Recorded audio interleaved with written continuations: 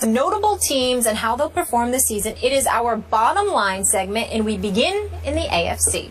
Peyton Manning returns for his 18th season. John Fox is out as head coach, and Gary Kubiak comes in to replace him. The Broncos won 12 games last year, but lost to the Colts in the divisional playoff. Will, what is the bottom line for the Broncos this year? The bottom line for the Denver Broncos is that they will miss the playoffs. What? That's correct. Say what? If you have no offensive line, you do not make the playoffs. I look at this offensive line, and let me just read these names to you. Tyler Sembrilo, okay, rookie, tackle. Evan Mathis just came over from the Eagles. Matt Paradis, just in his second year. Luis Vasquez, all-pro, got one there. Yep. And Ryan Harris at the right tackle. That is 5 guys who I believe that to this point have not played together, have not been on the field together, even through this exhibition season. A season, by the way, where Peyton Manning was sacked 3 times, straight up the middle. Now, Peyton Manning is notorious about getting that ball out in something like 2.6 seconds, but that's been a luxury. That's been sort of a superpower of his. This year, it's going to have to be a necessity. If that offensive line doesn't pull off a miracle and turn into a playoff caliber offensive line in that amount of time after not having been together in a division where everybody's better. Chiefs are better, I think. Raiders are better. Chargers are better. I see the Broncos ending up something like 9 and 7. You think those teams are all better than the Broncos? No, better than they were last year, meaning they're getting better. The Broncos, okay, got it. Meaning you don't cruise to 11 and 5 or 12 just and 4. Want to clarify, you struggle weren't to saying 9 and 7 and miss the playoffs. The Raiders are better than the Broncos. Just clear.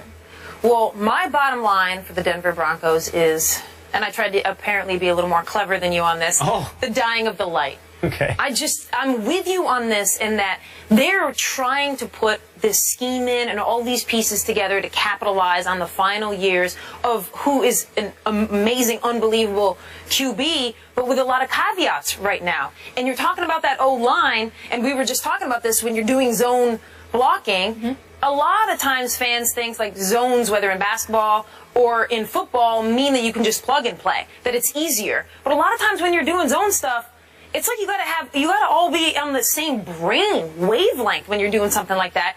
And that takes more time than the guys and the experience that they have on that O-line. And also, when the Broncos did this back in the day, in the late 90s with Shanahan, and they had the amazing running game, and then they had Elway, what really put them over the hump was that Elway was able to just throw his body anywhere there at the end of those 2 seasons.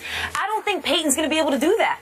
I don't think that's going to be able to happen for this team. And now I love that they have brought in this new scheme, and they're doing everything they can this year to try and get the Broncos to the place that they think they can possibly be and squeeze the last amount of juice out of Peyton Manning. I just don't see it going that way for them. I think they're going to be really good through 10 games. And then I do think they're going to get into the playoffs. I think they're out after the first game. We agree. What do you think? What's your quick hit bottom line? I think they're going to be all right. I think they're going to hand it off a little more, and that'll give Peyton a break. I think their defense still stacked. And, I mean, he talked about it on SportsCenter. Obviously, the line has questions, but there's still a mix of vets and youth. I think they're going to be okay. I think they're going to be okay, too. I think they're going to be 11 and 5. I don't think that gets them anywhere. I think they're going to the playoffs. I don't think that gets them anywhere once they're in the playoffs. We shall see, but we must move on. Sports happens. Andrew, I love that. Andrew Luck and the Colts have reached the playoffs in each of the first 3 seasons and reached the AFC title game last season. Luck adds weapons Frank Gore and Andre Johnson to the offense this season. So, Kate, what's the bottom line for the Colts? So close yet again. So close, but just not there. They're not there yet. And part of that is not even them and the Colts. I mean, they have added every piece, a lot of names you mentioned, that they can possibly make to get this team to the Super Bowl. I mean, Pagano even said that he thinks he's got more talent on this roster than he's ever had. But what's going to happen at the bottom line for the Colts here is who are they going to run into? More than likely, they're going to run into the Patriots again when you're talking about getting to the playoffs. I obviously think the Colts are going to be great during the regular season. I think they're going to get to the playoffs. I think they're going to be playing great football. It's a timing issue for Andrew Luck right now and the Colts and Pagano. They just have a few more years they need to wait before the Patriots are not the Patriots anymore and Tom Brady is not Tom Brady anymore. I don't think the Colts have gotten better enough to the point that they're going to be able to clear that hurdle. You say it depends on who they run into, and what I would suggest is hopefully not somebody who can run the ball. I look at the Colts a little bit like I do the Eagles in the NFC, in that they're good, they're going to make the playoffs, but they're overhyped. Everyone is on this bandwagon. And why wouldn't they be? Andrew Luck is great, and everyone is assuming Andrew Luck will take this to the next level. But football is still a team sport. And I watched last year as the Dallas Cowboys ran straight through the middle of the Colts defense. Won that game 42-7. Saw the Patriots beat the Colts 45-7. Saw the Steelers put up 51 points against the Colts. I'm not worried about Andrew Luck's side of the ball. I'm worried about the other side of the ball. I know you get Robert Mathis back, but you got to stop the run. And right now, the Colts defense would scare me if I was someone who was predicting them to go or to win the Super Bowl. They look like a good playoff team. Yeah, and that was their issue last year as well. Once you see them play the Patriots, it's like all confidence goes out the door. Yeah, exactly. That's what you say if you're a Colts fan. You're like, oh, that's the comparison. Yeah, exactly. Let's move on to the Jets here, where it's already been an eventful camp for new head coach Todd Bowles. Geno Smith out with a broken jaw after taking that sucker punch during camp. The good news, however, Darrelle Revis returns to anchor Gang Green's defense. Bottom line for the Jets here, Will. Bottom line for the Jets is Cardale Jones. They are in the Cardale Jones Bowl. Stop And it. the only thing more absurd than predicting the college national champion today and the record for every one of these NFL teams is predicting where certain quarterbacks will fall in the draft 10 months from now. But the Jets look like one of the worst teams in the league to me. As I look through the league, I don't know how many teams you can comfortably say are worse than the Jets. The Jags, the Titans, the Redskins, the Browns, maybe, which puts them probably somewhere around 8 to 12 picking in the draft. And right now, the top quarterbacks are suggested to be Connor Cook from Michigan State, Christian Hackenberg from Penn State, and a guy who might not even be starting for his college team, Cardale Jones from Ohio State. I think the Jets need a quarterback, and I think they're going to be in a position to get one next year, early in the draft. Yeah, that division keeps getting better and better, all the other teams. And my bottom line is last place. And it would seem that I just wholeheartedly agree with Will on that. But saying last place is more of a discussion about the power of the AFC East and what I think are going to be just a group of really, really tough teams with the Patriots separated, but then everybody else sort of beating each other up. And so when I say the Jets are going to be last place, I still think they are a middle of the road NFL team. I don't think they're terrible. I don't think they're in the bottom three as you think. I think they've added a lot of pieces that I like. I like Brandon Marshall a lot. I think especially his first year somewhere, he plays electrifying football. Darrelle Revis, Eric Decker better too. Yeah, Decker's a better number 2. Right, exactly. So that wide receiving core.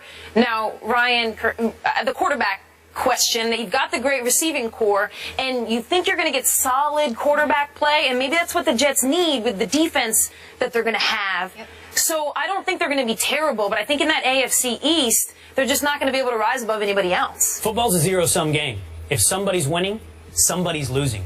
But not always if the within Patriots the conference. Are winning, if the Dolphins are better, if the Bills are better, somebody's losing. I'm not sold on the Dolphins yet, though, either. No? No, not totally sold there either. I think if Ryan Fitzpatrick, if he can be a game manager, they could be a little better than we think, because I think that defense is legit. Yeah. How about Pittsburgh? Their defense? I don't know. Big Ben probably had one of the best offenses last year. Le'Veon Bell is coming off a monster year in 2014, and receiver Antonio Brown is arguably the best at his position. No more Dick LeBeau to lead the defense. So what is the bottom line here for the Steelers, Kate? We know they have a couple suspensions. Le'Veon's out the first 2, and Martavis is out, I think, the first 4. My bottom line for them is outside looking in. I think... No playoffs. I don't think so. And I think the key there is just their schedule. It's the toughest schedule that any team's going to play in terms of like opponent winning percentage. And their defense right now, I mean, giving up what? Last year, gave up... You're talking about the Colts' run defense not stopping anybody. I mean, 4.4 yards per carry for the Steelers. I didn't see these offseason upgrades that's going to lead me to believe that they're going to be able to plug those holes. I mean, you've got Ben Roethlisberger, and you're not going to count that offense is just electrifying. It's going to put up a lot of points, but they kind of have the same problem that I see my New York Football Giants having, in that I look on the defensive side of the ball and I'm like, oh, they're going to have to put up... Giants are a hot mess. But that's a whole other story. Right, but you're like... Which we will get to. We will get to that. Pittsburgh, what are they going to put up, like 30 points a game? Is that what's going to happen here? So I think with that schedule is going to really work against them, and you know, if they're 9-7, that could mean no playoffs. Yeah, that division, AFC North, I mean, Cincinnati Bengals, Baltimore Ravens, Pittsburgh Steelers. I personally think the Cincinnati Bengals are going to come out of that. I think you'll find the Cincinnati Bengals in the AFC Championship game against the Patriots. When you can run the ball like that, when you have offensive line like that, and a defense like that, that's the formula for winning games. I understand Andy Dalton's limitations, but that's a team. Now, I think the Steelers are a true wild card. What I mean by that is it's going to be hard to tell what's going to happen with this team, and I think they will get the wild card. They'll get into the playoffs. Ben Roethlisberger's great. That offense is going to be good. It's so odd to think this is where the Steelers are. Like, you live on a reputation that trails about 5 years behind, and you think of the Steelers and you think, defense, tough, the right? steel curtain, of Run course. the ball. And this is going to be a Steeler team that throws the ball and plays poor defense. And they have been for a couple years now. It just took us a while to, It took us a little while to realize and stop drafting them high in fantasy leagues. But I think that's kind of uncharted territory for the Steelers. All offense, no defense. Wild card. I think they make the playoffs, but don't get very far. Those triplets are legit, though. Still taking Le'Veon Bell in my draft, regardless of suspensions. All right, so deflate. Take is brought to you by the Gillette Shave Club. Join the club now at GilletteShaveClub.com. And Jim Beam. Make history.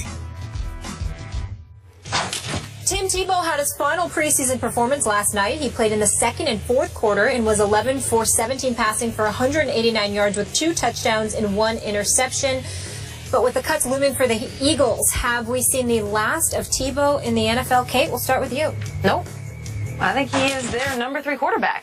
In fact, I think the storyline was coming in was that he had to win the job from Barkley. I actually never thought that. I thought that this was Tebow's job to lose. I thought Chip Kelly brought him in because he wanted Tebow. He wants that flexibility. He wants those options. He wants another guy in a 2-point conversion to run his tricky plays. Tebow fits that mold for him.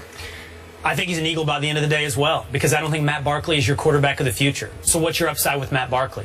You might as well take Tebow, take the upside in the locker room, take the intangibles, keep him around. The question is this, though. If he's not an Eagle by the end of the day, he might just be out of the NFL. Fly Eagle. Is there another team? Does he become the backup and take Sanchez's job? Dun, dun, dun. Assistant Everybody to the have an regional amazing manager. holiday weekend. Thank you so much for hanging with us. We'll see you on Monday.